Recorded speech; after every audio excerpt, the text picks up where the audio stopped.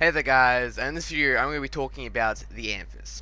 Now, my past couple of videos I've just been talking about melee weapons constantly because I've pretty much just fallen in love with melee weapons. I use them all the time, and most missions I usually have them in hand, and I just love using melee weapons. And this is probably one of my most favorite melee weapons to use. One, because if you've seen my videos before, I talk about just if a weapon is very fast, I'm going to like it, and if a weapon is very slow, I always try to make it faster. And this weapon is the embodiment of just a fast weapon. Like, it is probably one of the fastest weapons I've ever seen. Especially with the mods I have on it, you can get to about, like, I don't know, you can't, there's no real actually like you can't actually really see it, but I'm guessing it's around 2.5 or something like that. Like, you can get this to ridiculous numbers of speed. So let's actually gonna have a look at it. Let's go have a look at what's here.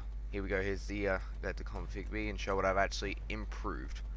So we'll have a look at the stats first, and as you can see, the attack speed is about 1.63, which is already ridiculously high.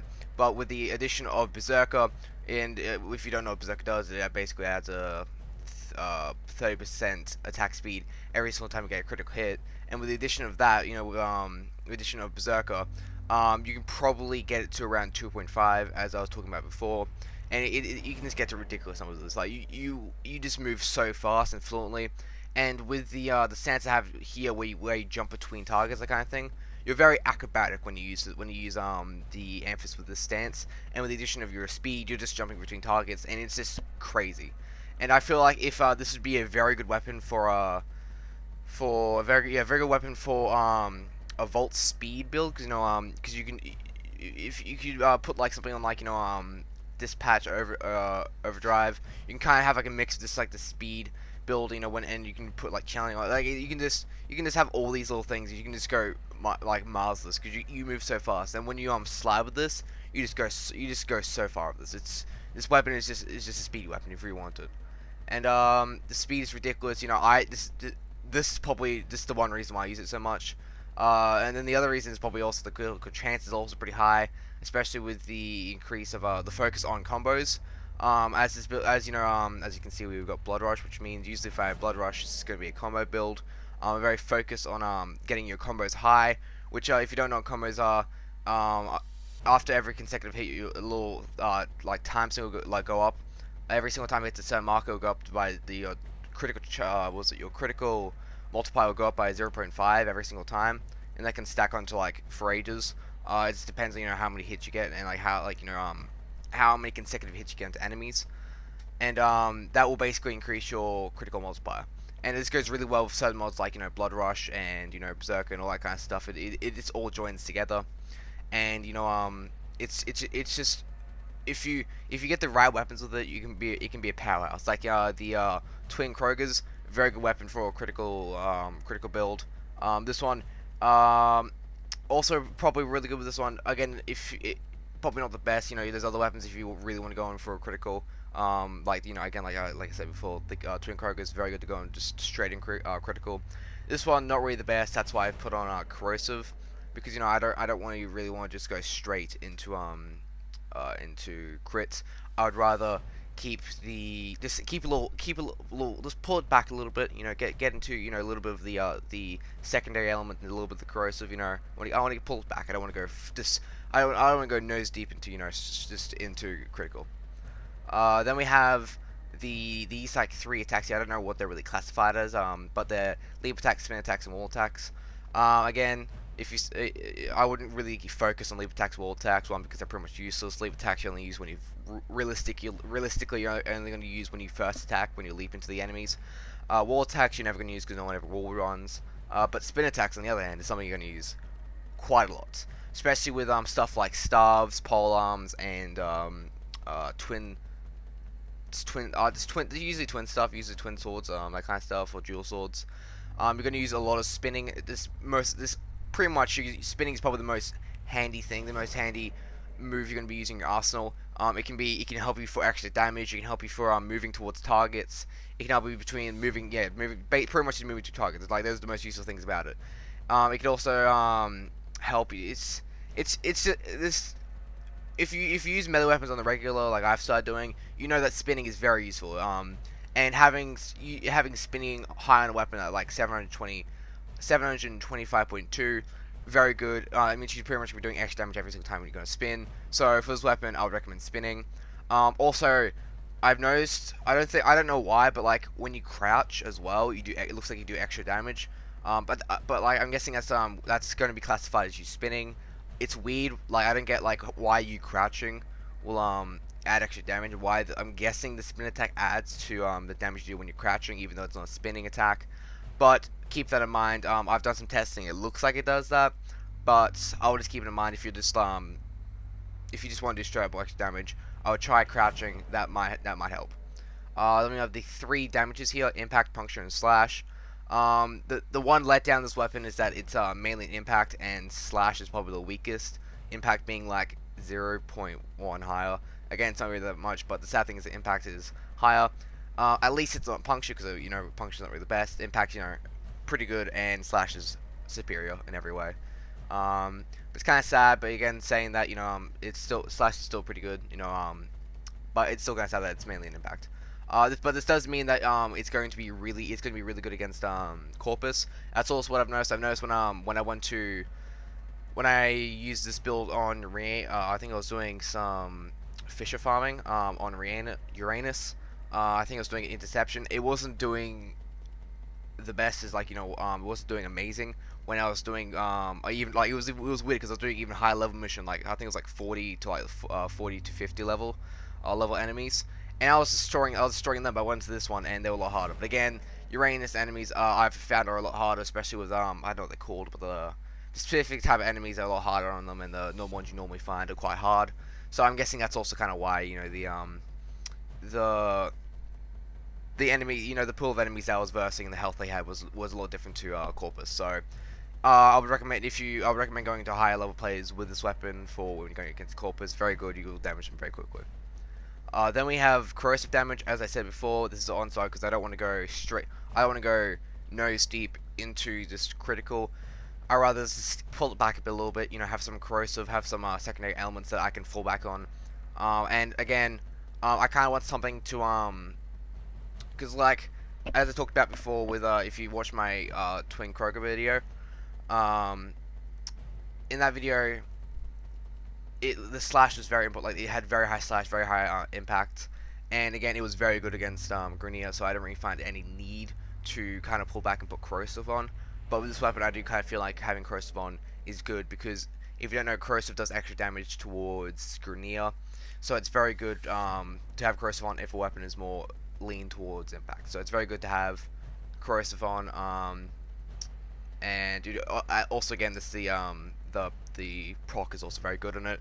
And corrosive is really good if you're watching videos regularly, which no one really does, but if you do, you'll know that I put corrosive on every single build, in pretty much every single build, because I just love corrosive. And if it's not corrosive, it's either because if it's a crit build, or I want to put blast on it and I want to put MIGs as a utility tool, a utility weapon, I mean.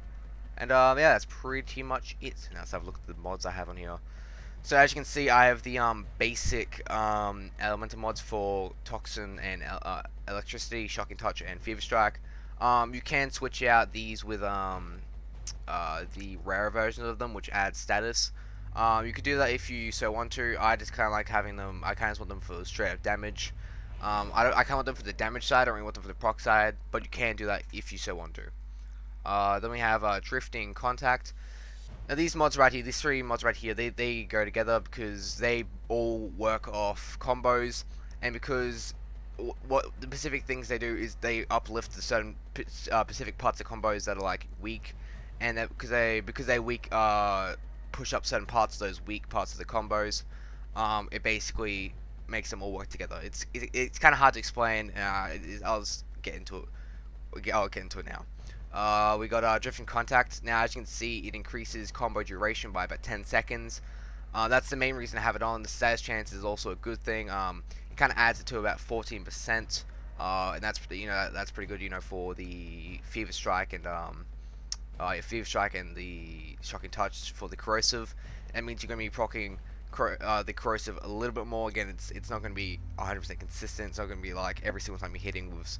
You're going to be proccing corrosive or blast, or like some of the other builds I have. It's just going to be.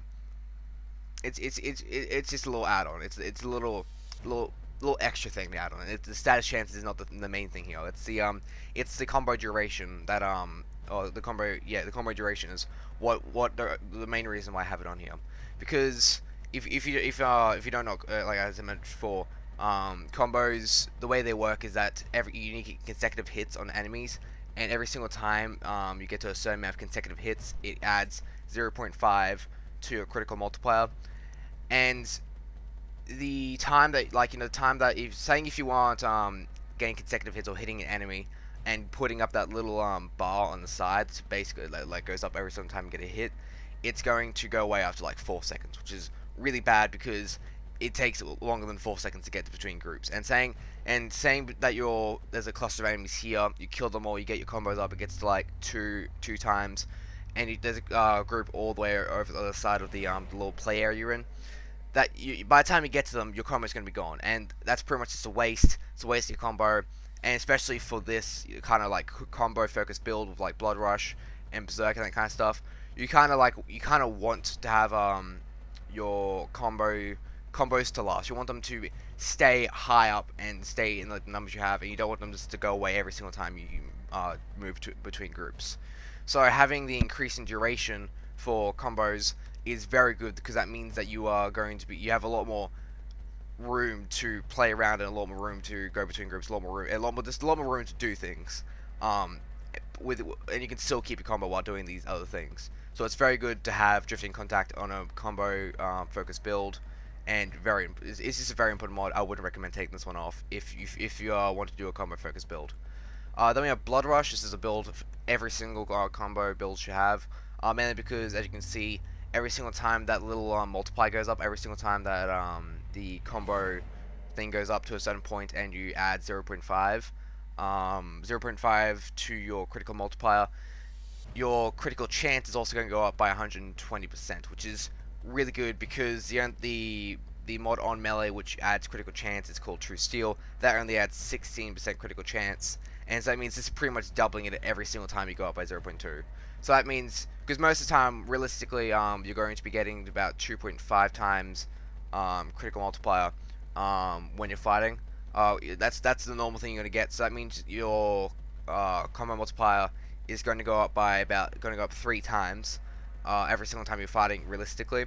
So that means that you're going to be going up about 360. Your critical chance is going to be going up by 360% for like most fights. So that's really good, because that means your critical chance is going to be proccing a lot more. And as I said before, your critical chance has already been increased with Organ Shatter at 2.8, and because your critical multiplier is also going up with every single time your combo thing goes up as well. That means that your critical the damage you're going to do in every single critical hit is going to be a lot more. It's going to be a lot more. You're going to be doing a lot more damage every single time you proc a critical hit.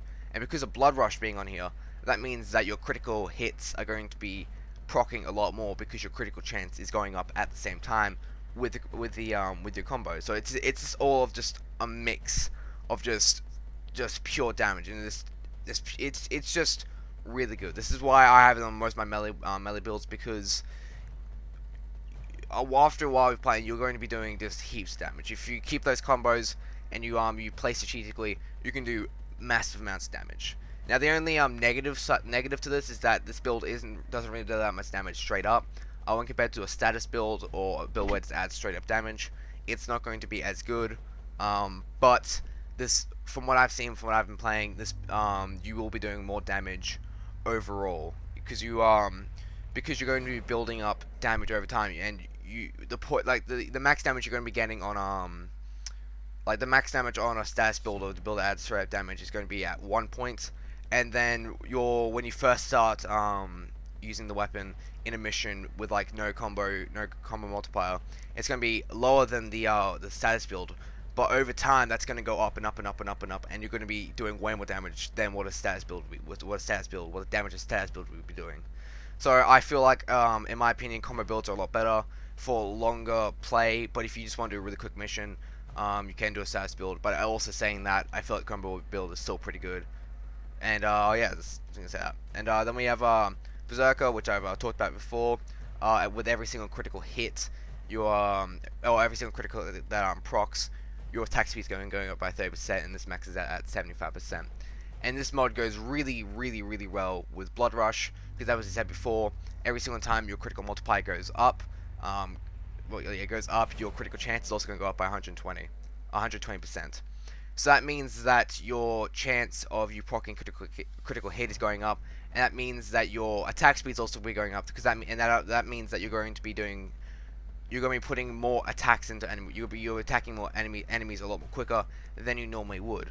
So that means you're going to be putting more. So you'll be doing more damage. So you're going to be proccing more damage, and the procs of this extra damage is going to be higher, and you're going to be hitting enemies a lot quicker, which means you're going to be getting more of a chance to proc, more chance to be going to proc, this extra damage. So it's just very good overall. It is all kind of meshes together into like one massive circle of this awesome damage. So I really recommend this for most melee weapons, especially if they're more focused on crits. So it's just a very good thing to put on to weapons that are very focused on the crit.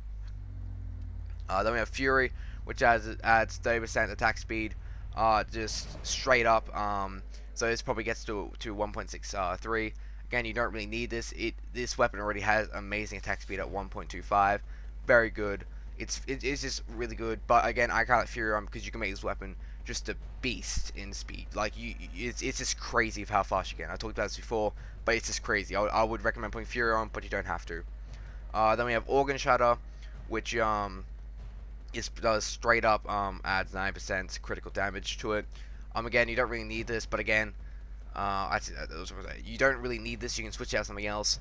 But again, saying that, it just adds straight up damage, and it's just good to add straight up damage. And again, I don't really find anything else you could really add to this. I just kind of like it here, but you don't have to put it on if you don't want to. Then we have Pressure Point, adds up straight up damage. Don't really need to talk about it. I would just recommend putting it on every single build. And yeah, that's pretty much it. Let's actually just go and show how this weapon works. Now, I've changed up one thing. I'm not going to pause the enemies like I normally do. I'm actually going to make myself invulnerable and show what it's like, because I feel like it's a little one-sided when you show the enemies being paused. They can't really defend it. You can't move between them. So as you can see, I've already reached 75% of the increased attack speed. You can see in the top right corner, I think, yeah, top right corner. And now I'm just going extremely fast. Now you can just jumping between enemies. And you can see, like I said before, the corrosive doesn't proc all the time, but it procs pretty regularly. It's regular enough for you to actually notice. Again, you can see that it's proc just then. If you're going up against like high level enemies where like you don't kill them straight away, you will be seeing them proc pretty much in the time that you're going to be damaging them, but you won't be seeing proc all the time. So as you can see, it's not really a regular thing. Also, it's letting you know these enemies are level 85. I think I'm going to push that. So if you just focus straight on an enemy, you can just I'll destroy them.